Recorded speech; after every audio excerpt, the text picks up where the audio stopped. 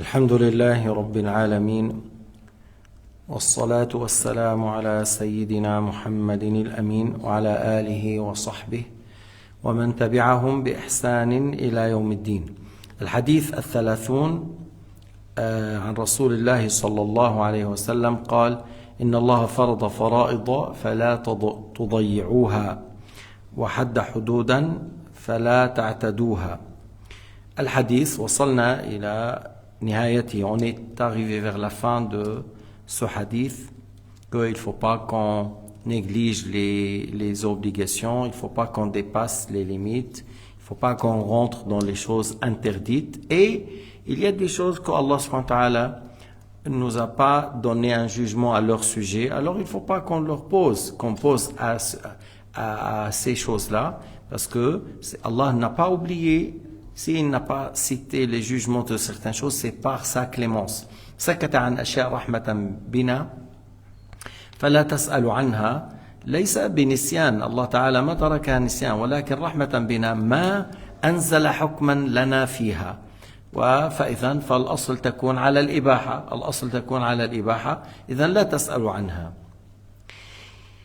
يقول الشارح: ويدل الحديث أيضا على أن الترك لا يفيد التحريم، كما سبق في شرح الحديث التاسع أن الله تعالى ما ذكر لنا حكما لا يدل على التحريم. الترك لا يدل على التحريم. Si on dit que le prophète n'a pas fait, ça ne veut pas dire que c'est haram. أليس النبي مثلا ما أكل الضب. Le prophète n'a pas mangé l'animal qui s'appelle الضب. C'est comme un lézard grand. Il n'a pas mangé. Et lorsque on lui a dit: Ya Rasulallah, est-ce qu'il est interdit? Il a dit non, mais c'est pas de la nourriture de ma région ou de mon tribu. Lam ya'kulu ablam. Alors le prophète n'a pas aimé de le manger parce qu'il n'avait pas l'habitude de le manger. فإذا لا يصح الاستدلال بأن النبي ترك شيئا على الحرمة. Alors c'est pas valable de dire le prophète n'a pas fait alors c'est interdit. Hein? كما يفعل بعض الأحيان هؤلاء أهل التجسيم، يقولون النبي ما فعل، لكن الترك لا يدل على التحريم. Certains ils disent le prophète n'a pas fait, et le prophète n'a pas fait, ça ne veut pas dire que ça c'est haram. Le fait seulement de délaisser ne donne pas que ça c'est interdit. ولذلك لا يصح الاستدلال على تحريم أمور من المستحدثات بمجرد عدم فعل رسول الله صلى الله عليه وسلم لها، لا سيما إذا كان لها أصل في الشرع.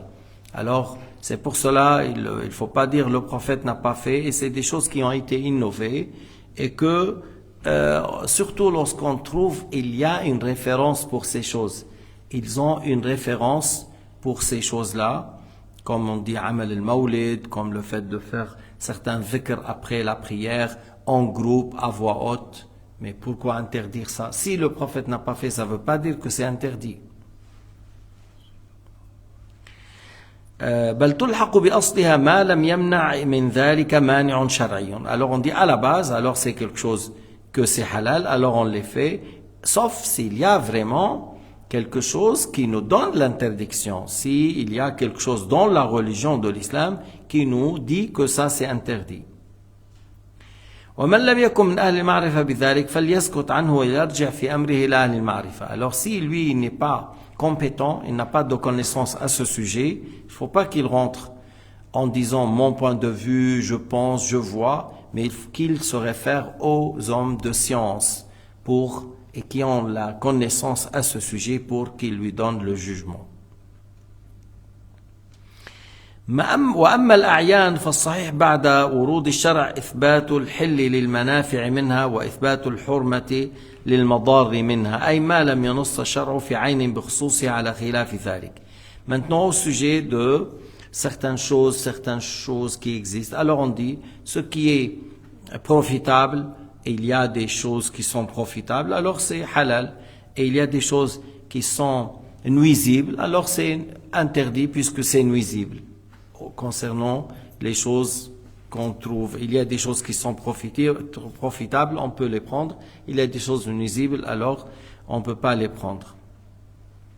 Sauf lorsqu'on a quelque chose qui a été textuellement dit à ce sujet que ça c'est interdit. Tu ne vas pas dire après, oui mais il tire profit de certaines choses. Tu vois que tu dis, mais oui, même lorsqu'il y a l'interdiction textuellement de la part de Sayyidina Muhammad sallallahu alayhi wa sallam ou quelque chose dans le Coran, alors c'est interdit. وأما قبل ورود الشرع فلا حكم كما رجحه أبو إسحاق في اللمع وغيره. Alors, il n'y a pas un texte à ce sujet. On dit quoi avant? Il n'y a pas un texte à ce sujet. On dit pas de jugement, comme il a favorisé Abu Ishaq Shirazi dans son livre Al-Luma'. Quel est le jugement de ça? Il n'y a pas un texte à ce sujet. Il n'y a pas ni ayah ni hadith. On dit il n'y a pas de jugement à ce sujet.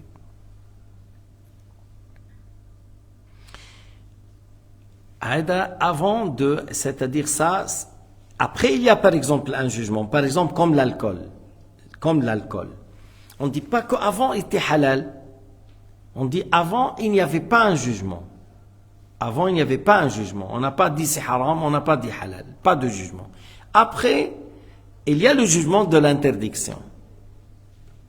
Alors c'est pas la même chose lorsque tu dis il y a des choses qu'il n'y a pas, c'est film, il n'y a pas un texte. Alors s'il n'y a pas un texte, on revient maintenant à la base. C'est des choses profitables, on peut le faire. C'est des choses nuisibles, on ne peut pas les faire. Al-asl, il y a pour la base de certaines choses, c'est al-hil. Pour d'autres, à la base, c'est al-hurma. La viande, à la base, c'est haram, sauf lorsqu'on sait que c'est égorgé. Maintenant, d'autres choses, des choses, voilà, des fruits, des chocolats. Oui, à la base, c'est halal. Mais la viande, haram, sauf lorsqu'on sait que c'est égorgé selon le rite de l'islam.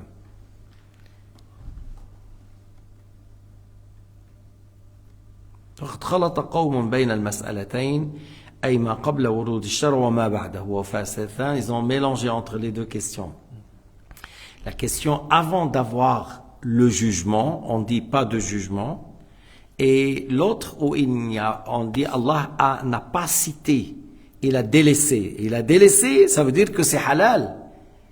Il a délaissé par tolérance. Rahmatan bina, rahmatan bina. Dans quel sens rahmatan bina? Qu'on peut faire. Et il n'a pas donné, il nous a pas révélé à ce sujet l'interdiction par tolérance. فائدة إذا اشتبه الأمر في عين من الأعيان مما أصله الحل فشك هل دخله محرم أو لا لم يجب البحث. Maintenant, il y a de doutes, ce sorte de pâtisserie. Est-ce qu'il y a quelque chose dedans qui est haram ou non? Mais c'est quoi ça? C'est du pâtisserie, c'est du chocolat, c'est du pâtisserie. Est-ce qu'il y a quelque chose qui est interdit dedans? C'est pas une obligation d'aller chercher.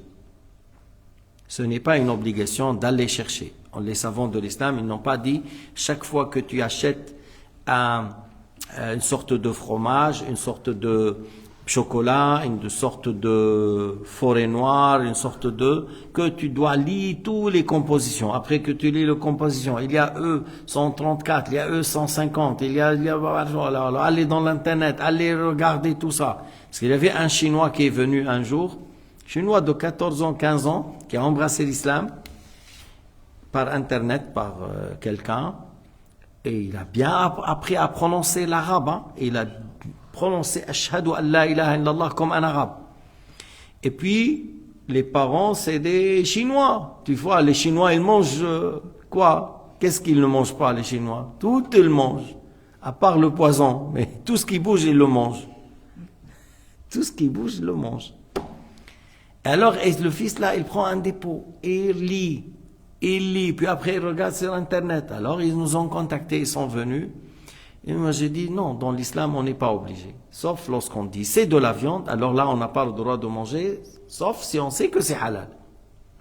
Mais à part ça, on n'est pas obligé. Et puis j'ai vu que peut-être il a eu une connaissance par certains sectes sur l'internet, al-mujassima ou al-mushabbiha, voilà. Et puis, il a eu un peu doctriné par les radicalismes de l'Wahhabiyya ou de l'Ahl al-Tassim. فإذا اشتبه الأمر في عين من الأعيان مما أصله الحل فشك هل دخله محرم أو لا لم يجب البحث. Lam yajib, je suis pas obligé de... Mais moi, maintenant, moi je sais que telle pâtisserie, il y a dedans, par exemple, graisse animale, c'est-à-dire gélatine de porc, ou j'ai l'alcool, ou kada. Et je t'ai vu que tu l'as pris, je dois te dire. Moi je sais, je t'ai vu, je dois te dire que celui-là, non, ne le mange pas, il y a telle chose. C'est pas que, je le laisse faire. Lui, il sait pas. Du fait que je sais, il y a les choses haram, je dois te dire. Comme si quelqu'un, il est en train de manger dans le mois de Ramadan, lui, il oublie, mais moi, je le vois, je dois lui dire que c'est le jeûne, tu manges pas. Je dois lui dire. كما روى عبد الرزاق في مصنفه عن ابن عمر لما سئل عن الجبن الذي تصنعه المجوس فقال ما وجدته في سوق المسلمين اشتريته ولم أسأل عنه قال نافع ولو رأى ابن عمر من المجوس ما رأيت لظننت أنه سيكرهه. Alors on parle de Ibn Omar. On a dit le fromage qu'on amène chez les mages. À l'époque là, il y a des fromages qui viennent de chez eux, avant que l'islam se propage dans leur région.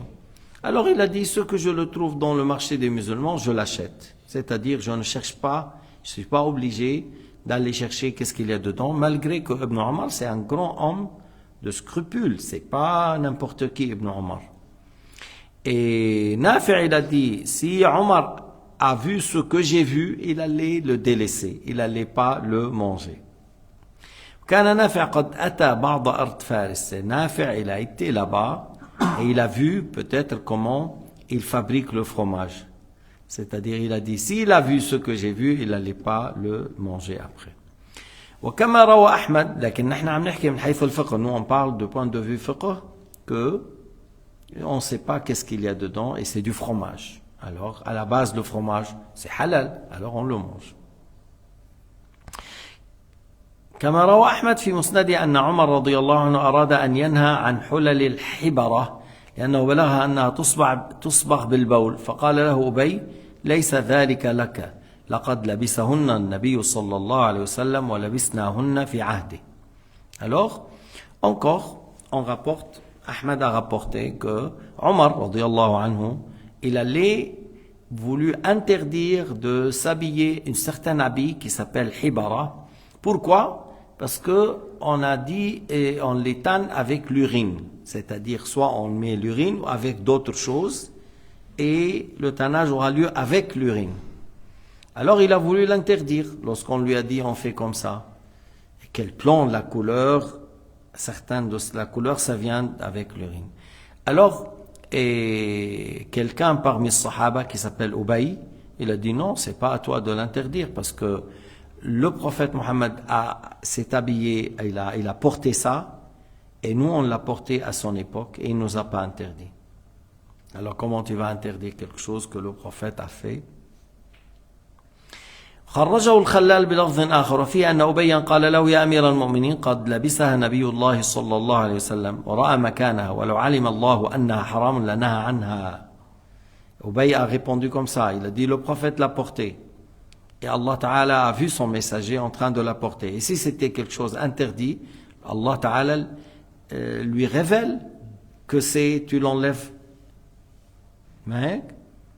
Et alors Sayyidina Omar lui a dit Sadaqt, il a accepté la réponse de Ubay.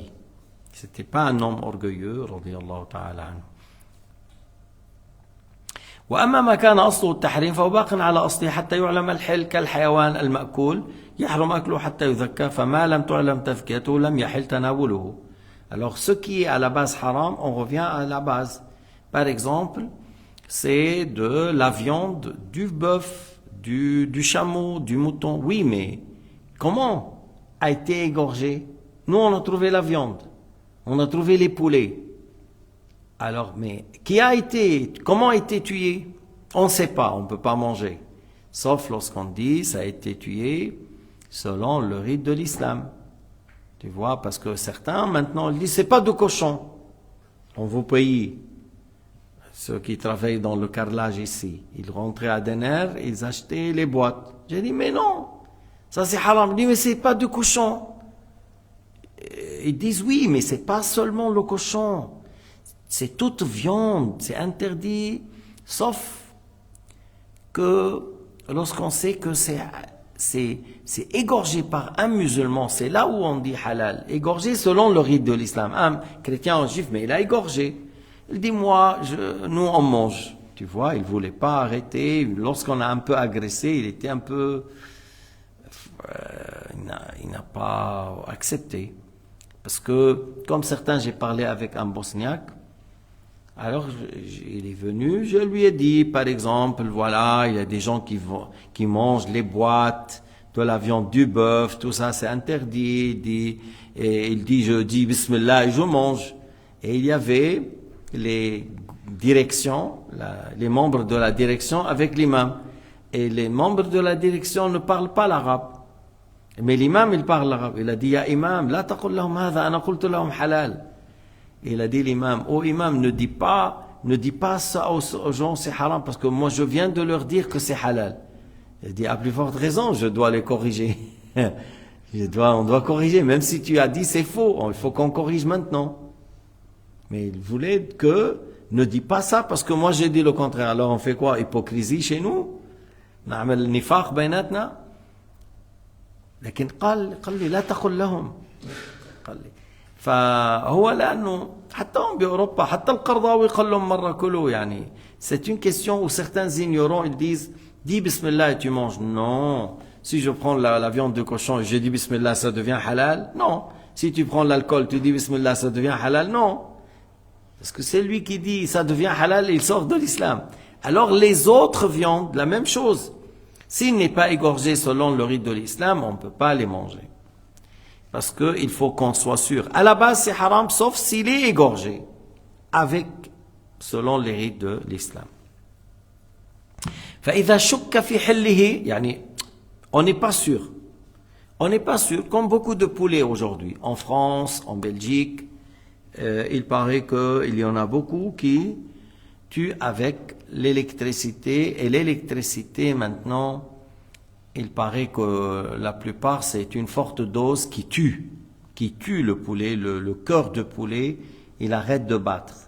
Même si tu dis que, oui, mais dans quelques secondes, le sang coule. Oui, mais le cœur a arrêté de battre, elle est morte. On ne peut pas manger ces poulets. On ne peut pas manger. Et alors, avec l'électricité ou avec la machine, même si c'est pas étourdi, c'est pas avec le gaz, mais quand même avec la machine. Encore, c'est pas la machine ne remplace pas le musulman, ne remplace pas un musulman qui égorge.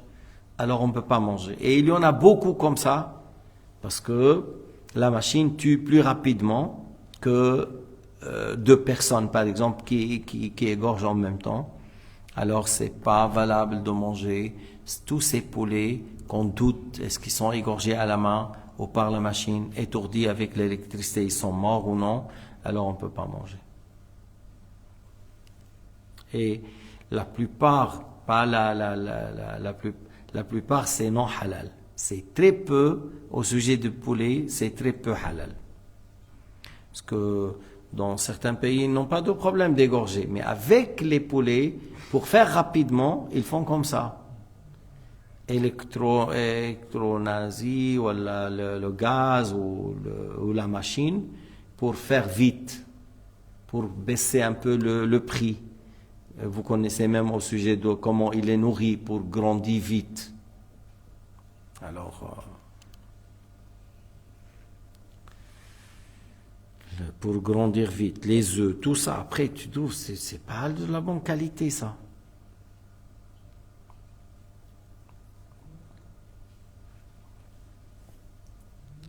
فإذا شك في حله حرام بالإجماع.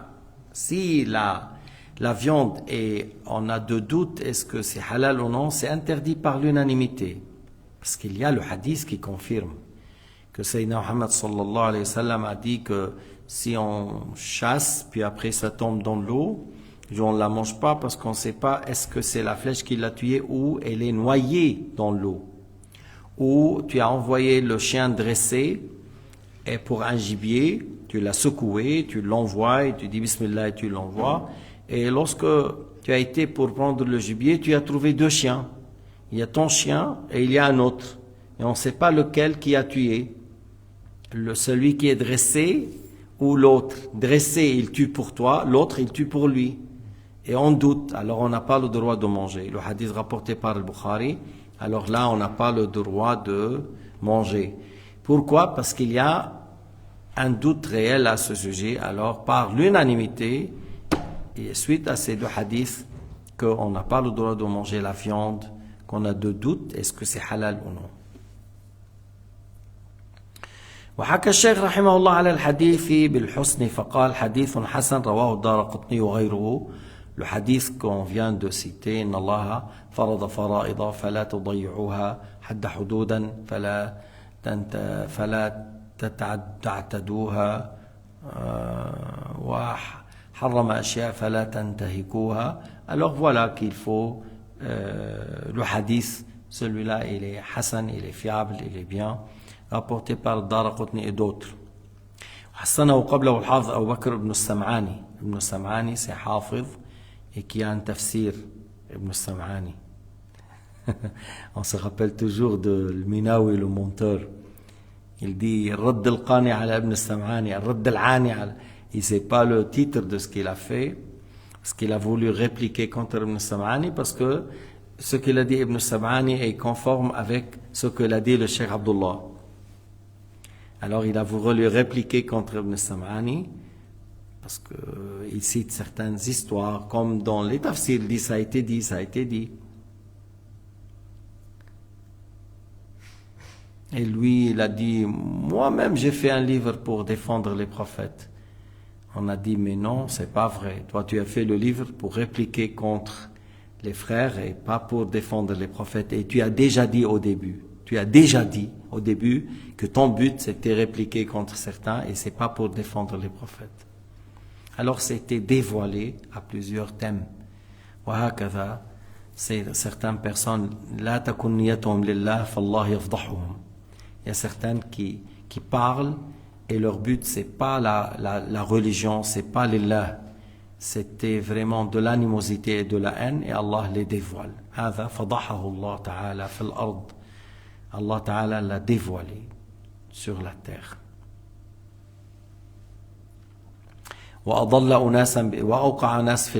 Il a fait tomber des gens dans le kufr parce qu'il a dit on peut poser la question à quelqu'un qui est kafir, on sait qu'il est kafir et il a dit on peut lui demander c'est quoi ta religion et on sait qu'il va répliquer par dire je suis kafir, je suis athée, il a dit ça, il nous parle de son état. Mais qui a dit ça parmi les savants de l'islam?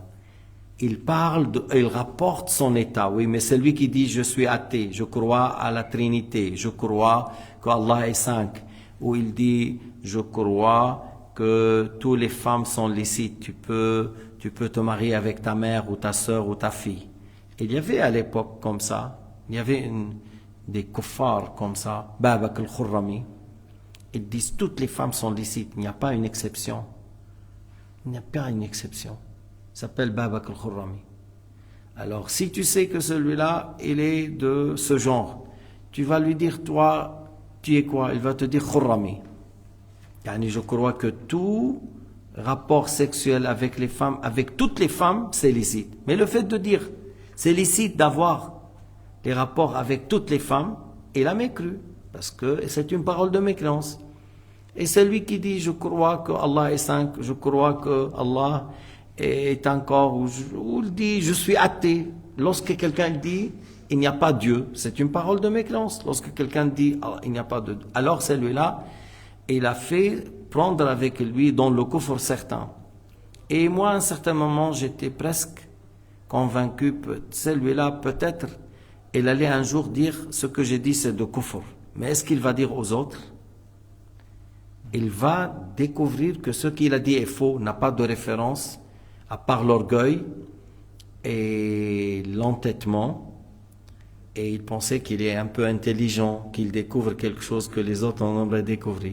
Il s'est rendu compte qu'il est mahboul et qu'il a fait le kufr. Est-ce qu'il va dire aux gens, ce que j'ai fait et ce que j'ai dit c'est de la mécréance, il faut témoigner? Est-ce qu'il va oser aux gens que ce que j'ai dit c'est de kufr, celui qui a accepté de moi, c'est de la mécréance. Est-ce qu'il va dire aux gens?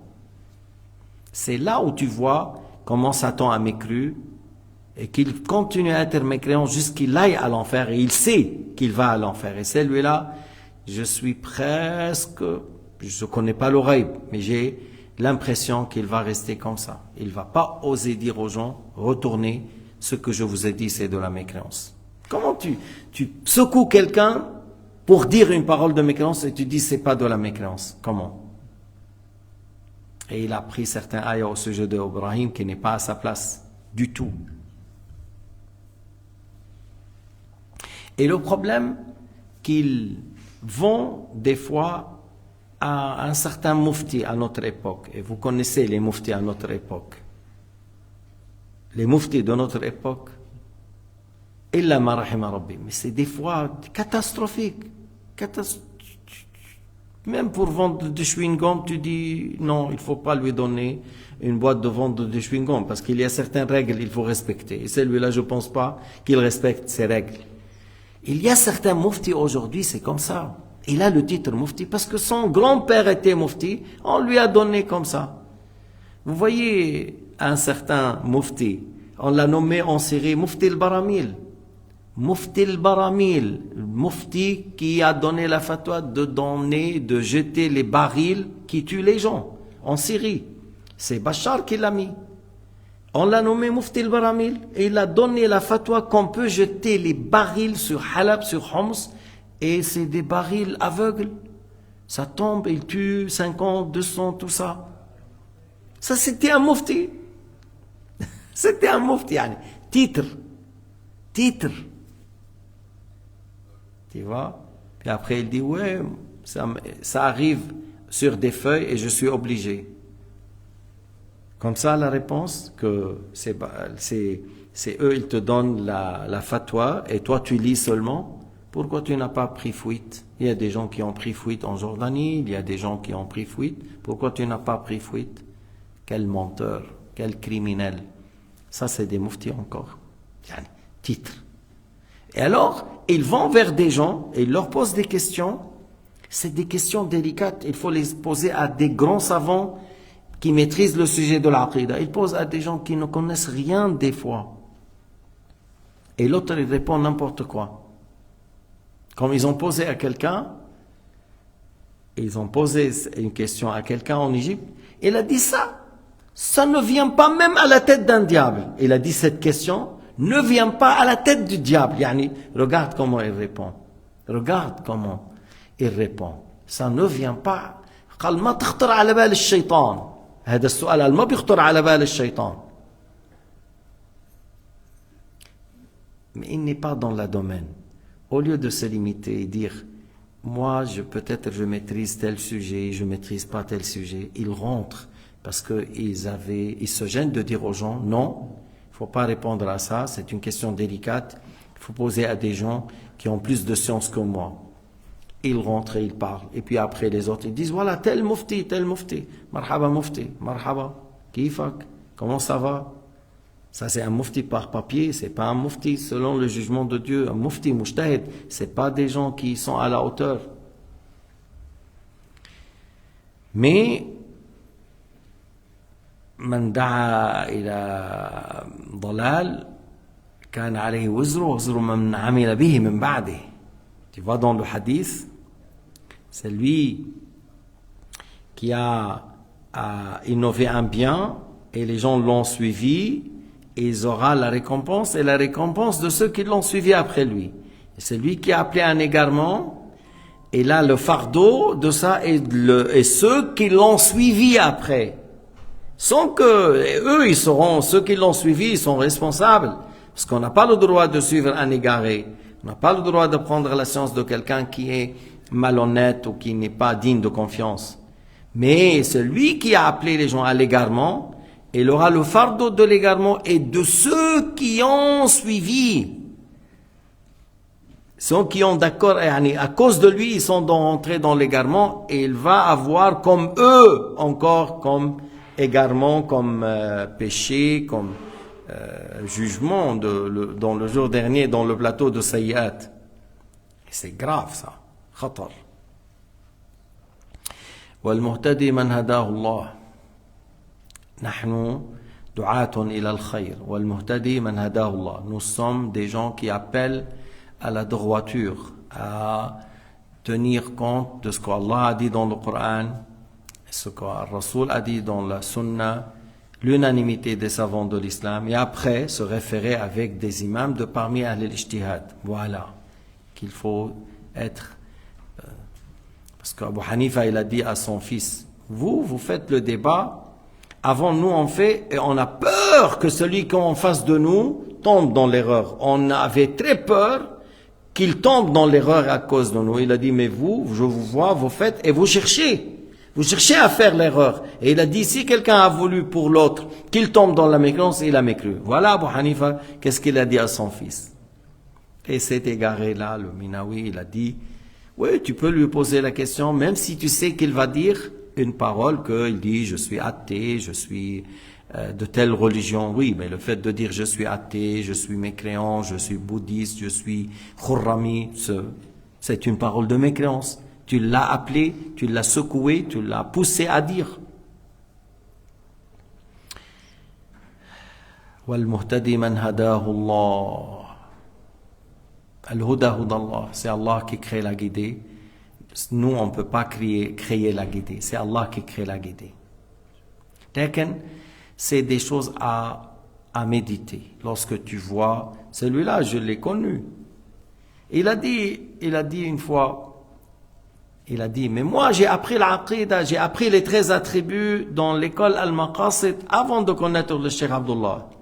J'ai dit, il faut lui poser la question autrement. Est-ce que tu es musulman avant de connaître le Cheikh Abdullah, toi? Est-ce que tu étais sur l'islam avant de connaître? Parce que tu as appris peut-être, oui, mais beaucoup de choses, tu l'as appris faux, tu avais mal. Est-ce que tu étais musulman avant de connaître Cheikh Abdullah? Je pose la question. Réponds. Est-ce que tu étais sur l'islam avant de connaître le Cheikh Abdullah? Parce qu'il y en a beaucoup. Lorsqu'on était petit, ils nous disent Allah est au ciel.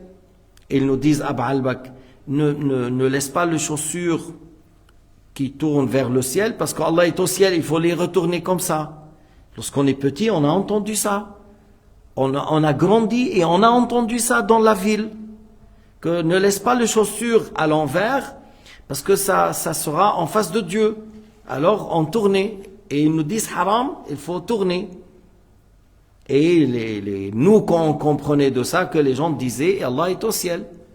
Et celui qui croit qu'Allah, il est dans les cieux, il n'est pas musulman, il est kafir billah al-azim. Pourquoi il est kafir billah al-azim? Parce que les cieux sont créés et ils ont une limite. Et Allah n'est pas limité et il n'a pas de quantité. Al-Hadith al-Hadi wal-Thalathun عن أبي العباس سهل بن سعد الساعدي الأنصاري آخر من توفي بالمدينة من الصحابة سنة 91 عن 100 سنة. Alors ce hadith est rapporté de Sahl, fils de Sa'd al-Sa'idi al-Ansari de Ahl al-Madina, lorsqu'on dit l'Ansar, et c'est le dernier compagnon qui est mort à Médine, parce qu'il y a des compagnons qui sont morts ailleurs après.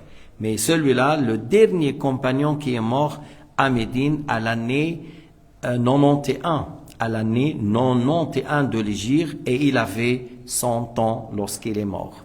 Il avait 100 ans lorsqu'il est mort. رضي الله عنه.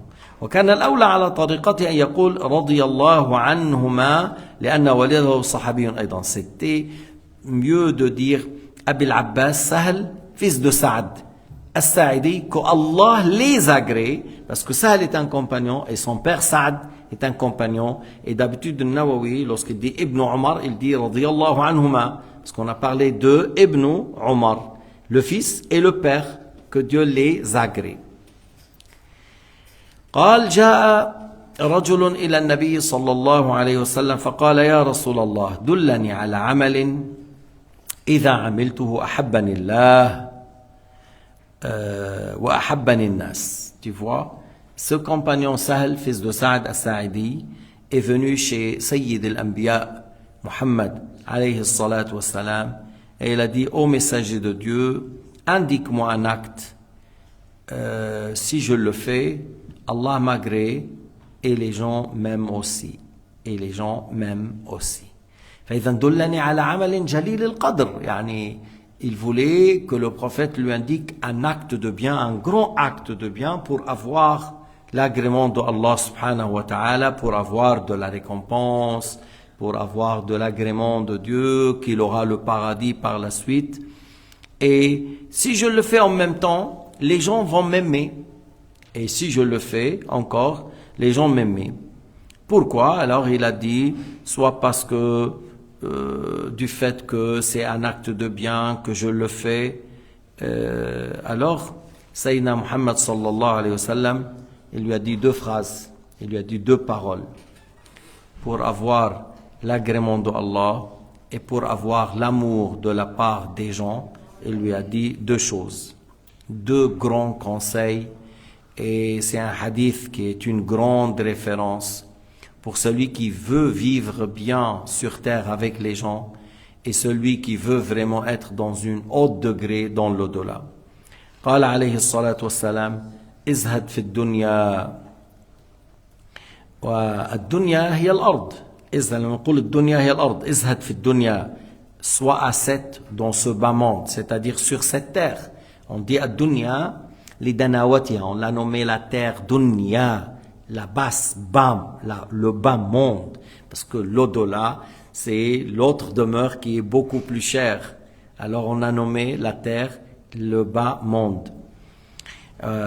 فإذا الأرض وما عليها, la terre est ce qu'elle comporte, les montagnes, les constructions, les animaux, tout ça, ça rentre dans la dunya. وتطلق على المذموم من الأعيان والأعمال وهو المراد هنا. يعني et on peut utiliser des fois dunya pour les choses qui sont mauvaises parmi les actes ou les choses qui sont mauvaises, certaines choses réelles qui des corps, ils sont pas loués, voilà certaines choses. Et c'est ça qui évolue ici. والمعنى أعرض عنها ولا تسعى خلفها. ازهد في الدنيا, sois ascète, ne cours pas derrière les affaires de ce bas monde, ne cours pas derrière, sois ascète. يعني مش معناه اترك أن لا تسعى للحلال ولا يكون لك عمل, لا, parce que tu peux être quelqu'un qui est très ascète, en même temps tu as un travail. Pourquoi tu as un travail? Parce que tu dis je veux pas voler et je dois manger, j'ai besoin de manger, je dois nourrir mon épouse, je dois nourrir mes enfants, je dois aider mes parents. Alors tu dois travailler pour ça, mais c'est pas pour accumuler l'argent et c'est pas pour avoir des millions et des milliards. Tu vois des gens sur terre, il a des milliards et encore il court derrière malgré qu'il a des millions et des milliards. Pourquoi faire? Qu'est-ce que tu vas faire avec ça? فإذا لا تسعى خلفها ولا تبالي بإقبالها وإدبارها واشتغل فيما يعنيك. Alors, si le bas monde vient vers toi et tu n'as pas cherché, et toi tu n'as pas le cœur attaché, ok, tu prends. Même Sayyidina Muhammad, il a dit à Sayyidina Ibn Omar que si il y a un bien qui vient vers toi et toi tu n'as pas couru derrière et tu n'as pas le corps attaché avec ça, tu le prends. Si tu as besoin, tu dépenses pour toi et pour ta famille. Et sinon, tu le dépenses fi sabilillah. Alors Sayyidina Omar, Ibn Omar, le fils de Omar, il ne rejetait aucun bien. Parce que des fois on rejette, mais c'est une question d'ego. Ah non, ça veut dire, moi je prends pas. Dans ce sens-là, c'est-à-dire c'est la fierté ou c'est l'orgueil ou c'est j'ai pas besoin de vous, dans ce sens-là. Et dans le fait des fois, lorsque tu prends, il y a une certaine humilité, que c'est comme tu as besoin, n'est-ce pas? Mais dans l'apparence que tu as accepté de lui, c'est comme celui qui t'a donné le au-dessus. Des fois, il voulait ça. Il voulait qu'il montre qu'il est au-dessus, qu'il te donne de l'argent. Et dans le fait de prendre, il y a une certaine humilité de sa part. Je ne dis pas humiliation, mais modestie et humilité. Et toi, tu n'as pas besoin, même tu n'as pas envie de l'avoir. Tu n'as pas envie. Mais quand même, il n'y a pas une certaine modestie, humilité, tu le prends et tu donnes après un pauvre. Lui, il pense qu'il t'a donné à toi, voilà. Mais toi, tu as fait quoi? Tu as pris, tu as donné à qui? Aux pauvres. Tu as de hasanat? Oui. Et lui, on va regarder son intention. Allah Ta'ala sait qu'est-ce qu'il y a dans le cœur. Peut-être il n'a pas fait lillahi Ta'ala, signe de quoi, je te donne, tu vois. Et toi, lorsque tu as pris avec une bonne intention et tu as donné avec une bonne intention. Et dans ce sens-là, Al-Nabi alayhi salatu wassalam a dit à Ibn Omar que si un bien arrive et toi tu n'as pas le cœur attaché et tu ne cours pas derrière, alors tu le prends et tu vas voir après. Où est l'intérêt? Ton épouse et tes enfants qui sont dans le besoin, ou tu as assez alors il te donne fils et tu donnes fi sabilillah. بعض الأحيان بيجي واحد بيقول لك هذا لك بعطاك. Toi tu dis j'ai pas besoin. طيب, c'est bon. Mais toi tu mets après, on va acheter une mosquée, on va acheter une école, la montre est fausse. Ah, وانتو تركيني. Moi je regarde là, j'ai dit bon. 10 دقائق. Allahu a'lam wa ahkam. Alors on va clôturer par ça. Et vous avez compris que le fait de ne pas courir derrière le bas monde, si jamais il vient vers nous, on donne fi sabilillah walhamdulillah wa sallallahu ala sayyidina Muhammad.